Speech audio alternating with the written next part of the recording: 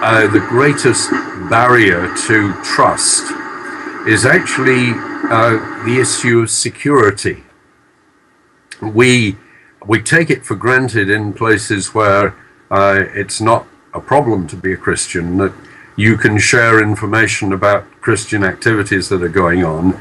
But in many places where missionaries work, and certainly where partnerships have been developed, the atmosphere is a great deal more hostile, and the sharing of information, particularly names and addresses of national Christians or plans for new initiatives, is extremely sensitive. So people coming to a partnership meeting are reluctant to share that information unless they can understand very clearly how it's going to be used.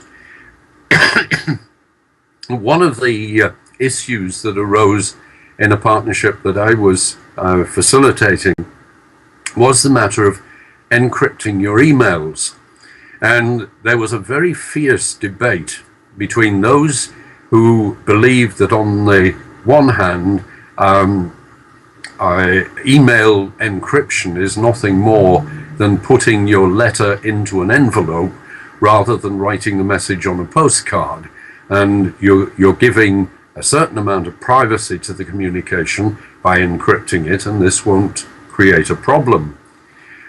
On the other hand, some felt that encryption will draw attention from those who are censoring email communications, and while they may not be able to read the contents, they will assume that there is something to hide, and therefore take up a stance of surveillance and perhaps even harassment to those who are using encrypted email communication. The way one person in the partnership described this was the only people really in this country who use encryption are spies.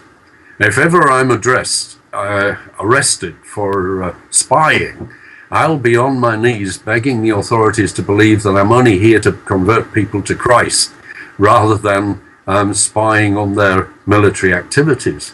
So I don't want to use encryption under any circumstances. Now, the marvelous thing was, when this matter was put before people in this kind of way, they hammered it out and came to an agreement that encryption would be used by some people for certain purposes, but that those who didn't want to use encryption could write their emails in plain language and simply use certain euphemisms to describe things which others would feel were sensitive information. And there was a common agreement that nobody's name and address would ever be given by email, only a nickname or a word which was clear to the person who was receiving the email, but wouldn't mean anything to anyone else.